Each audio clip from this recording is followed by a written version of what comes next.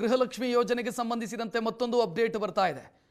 ಸತ್ತವರ ಅಕೌಂಟಿಗೂ ಕೂಡ ಗೃಹಲಕ್ಷ್ಮಿ ಹಣ ಹೋಗ್ತಿದೆ ಅನ್ನುವಂತ ಮಾಹಿತಿ ಇದು. ಒಂದೆಡೆ ಗೃಹಲಕ್ಷ್ಮಿ ಹಣ ಸಿಗದೆ ಫಲಾನುಭವಿಗಳು ಪರದಾಡ್ತಾ ಇದ್ದಾರೆ, ಮತ್ತೊಂದೆಡೆ ಮೃತ ಮಹಿಳೆಯರ ಅಕೌಂಟಿಗೂ ಕೂಡ ಹಣ ಜಮೆಯಾಗ್ತಾ ಇದೆ. 2023ರಿಂದ 24 ನವೆಂಬರ್ ವರೆಗೆ 79 ಕೋಟಿ ಜಮೆಯಾಗಿದೆ. 64,000ಕ್ಕೂ ಅಧಿಕ ಮಹಿಳೆಯರು ಅವರು ಅಗಲಿದ್ದಾರೆ, ನಿಧನರಾಗಿದ್ದಾರೆ. ಅವರ ಅಕೌಂಟಿಗೂ ಕೂಡ ಹಣ ಜಮಾ ಆಗಿದೆ. ವಾಪಸ್ ಪಡೆಯೋದು ಹೇಗೆ ಅನ್ನೋದು ಈಗ ಟೆನ್ಷನ್ ಸರ್ಕಾರಕ್ಕೆ. ಬ್ಯಾಂಕ್ಗಳ ಜೊತೆಗೆ ಹಣಕಾಸು ಇಲಾಖೆ ಅಧಿಕಾರಿಗಳು ಸಭೆ ಮಾಡಿದ್ದಾರೆ. ಹೋಗಿರೋ ದುಡ್ಡನ್ನು ವಾಪಸ್ ಪಡೆಯೋದಕ್ಕೆ ಹರಸಾಹಸ ಪಡ್ತಾ ಇದ್ದಾರೆ. ಮೃತರ ಖಾತೆಗೆ ಜಮೆಯಾದಂತಹ ಹಣ ಕುಟುಂಬಸ್ಥರು ಬಳಕೆ ಮಾಡಿಕೊಂಡಿದ್ದಾರೆ ಅನ್ನುವಂಥ ಮಾಹಿತಿಯೂ ಕೂಡ ಇದೆ. ಒಂದು ಕಡೆ ಇದ್ದ ಫಲಾನುಭವಿಗಳಿಗೆ ಕೊಡೋದಕ್ಕೆ ದುಡ್ಡಿಲ್ಲ, ಮತ್ತೊಂದೆಡೆ ಇವರು ಸಮರ್ಪಕವಾಗಿ ಯೋಜನೆಯನ್ನ ಅನುಷ್ಠಾನ ಮಾಡದ ಪರಿಣಾಮ ಯಾರು ಅಗಲಿದ್ದಾರೋ ನಿಧನರಾಗಿದ್ದಾರೋ ಈ ಅವಧಿಯಲ್ಲಿ ಅವರ ಅಕೌಂಟಿಗೂ ಕೂಡ ದುಡ್ಡು ಹೋಗಿದೆ. ಅದನ್ನು ವಾಪಸ್ ಪಡೆಯೋದು ಹೇಗೆ ಗೊತ್ತಾಗ್ತಿಲ್ಲ. ಈಗ ಅಧಿಕಾರಿಗಳಿಗೆ ಏನ್ ಮಾಡಬೇಕು ಅಂತ ಗೊತ್ತಾಗ್ತಾ ಇಲ್ಲ. ಹೆಚ್ಚಿನ ಡೀಟೇಲ್ ನೀಡೋದಕ್ಕೆ ಮುತ್ತಪ್ಪ ರೆಡಿ ಇದ್ದಾರೆ.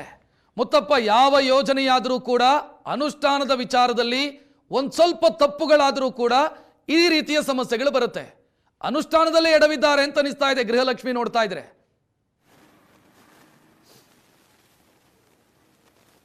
ನಿಜ ರಕ್ಷಿತ್, ಏನಂತಂದ್ರೆ ಅಧಿಕಾರಿಗಳು ಯಾವ ರೀತಿಯಾಗಿ ನಿರ್ಲಕ್ಷ್ಯವನ್ನು ತೋರಿದ್ದಾರೆ ಅನ್ನೋದಕ್ಕೆ ಇದೊಂದು ಸ್ಪಷ್ಟವಾದಂತಹ ಉದಾಹರಣೆ.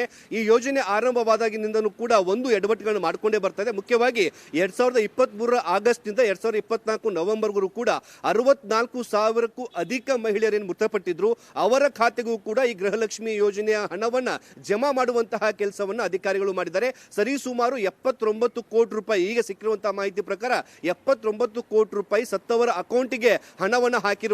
ಈಗ ಹಾಕಿರುವಂತಹ ದುಡ್ಡನ್ನು ವಾಪಸ್ ಪಡೆದುಕೊಳ್ಳೋದಕ್ಕೆ ಇರೋ ಎಲ್ಲಾ ಬ್ಯಾಂಕ್ನ ಅಧಿಕಾರಿಗಳಿಗೆ ಪತ್ರ ಬರೆಯುವಂತಹ ಕೆಲಸನೂ ಕೂಡ ಈಗ ಈ ಅಧಿಕಾರಿಗಳು ಕೂಡ ಮಾಡ್ತಿದ್ದಾರೆ. ಅಂದ್ರೆ ಯಾವೆಲ್ಲ ಮಹಿಳೆಯರು ಮೃತಪಟ್ಟಿದ್ರು ಅವರ ಖಾತೆಗೆ 2,000 ರೂಪಾಯಿ ಹೋಗಿದೆಯೋ ಅದನ್ನ ವಾಪಸ್ ಕೊಡಿ ಅಂತ ಹೇಳಿ ಬ್ಯಾಂಕ್ನವರಿಗೆ ಪತ್ರ ಬರೆಯುವಂತಹ ಕೆಲಸವನ್ನು ಮಾಡ್ತಿದ್ದಾರೆ. ಆದ್ರೆ ಬ್ಯಾಂಕ್ನವರು ನಿನ್ನೆ ತಮ್ಮ ವಾದವನ್ನು ಮಂಡನೆ ಮಾಡುವಂತಹ ಸಂದರ್ಭದಲ್ಲಿ ಹೇಳ್ತಿದ್ದಾರೆ, ಮಹಿಳೆಯರ ಅಕೌಂಟ್ಗೆ ಸಂಬಂಧಪಟ್ಟಂತೆ ಅವರ ಕುಟುಂಬಸ್ಥರು ಹಣವನ್ನು ಬಳಕೆ ಮಾಡಿಕೊಂಡಿದ್ದಾರೆ. ಯಾವ ರೀತಿಯಾಗಿ ಅಂತಂದ್ರೆ UPI ಆಗಿರ್ಬೋದು ಮತ್ತೆ ಬೇರೆ ಬೇರೆ ವಿಧಾನದಲ್ಲಿ ಆ ಒಂದು ಹಣವನ್ನ ಬಳಕೆ ಮಾಡಿಕೊಂಡಿದ್ದಾರೆ.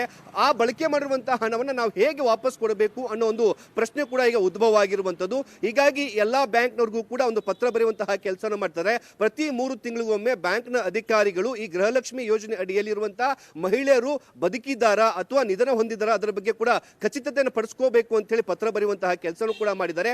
ಆದರೆ ಅಧಿಕಾರಿಗಳ ನಿರ್ಲಕ್ಷ್ಯದಿಂದಾಗಿ 64,000 ಮೃತಪಟ್ಟಿರುವಂತಹ ಮಹಿಳೆಯರ ಖಾತೆಗೆ ಗೃಹಲಕ್ಷ್ಮಿ ಹಣವನ್ನು ಹಾಕುವ ಮೂಲಕ ದೊಡ್ಡ ಒಂದು ಎಡವಟ್ಟನ್ನು ಮಾಡಿಕೊಂಡಿರೋದು ಸ್ಪಷ್ಟವಾಗಿ ಗೊತ್ತಾಗ್ತಾ ಇದೆ. ಈ ವಿಚಾರಕ್ಕೆ ಸಂಬಂಧಪಟ್ಟಂತೆ ನಿನ್ನೆ ಹಣಕಾಸು ಇಲಾಖೆಯ ಅಧಿಕಾರಿಗಳು ಕೂಡ ರಾಜ್ಯದಲ್ಲಿರುವಂತಹ ಎಲ್ಲಾ ಬ್ಯಾಂಕ್ನ ಅಧಿಕಾರಿಗಳ ಜೊತೆಗೆ ಸಭೆಯನ್ನ ಮಾಡಿ ಅವರಿಗೆ ಮನವಿ ಮಾಡುವಂತಹ ಕೆಲಸವನ್ನು ಮಾಡ್ತಿದ್ದಾರೆ.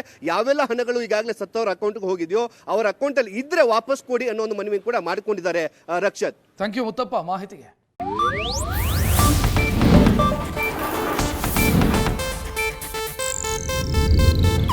ಇದು ಏಷ್ಯಾನೆಟ್ ನ್ಯೂಸ್ ನೆಟ್ವರ್ಕ್ ಪ್ರಸ್ತುತಿ.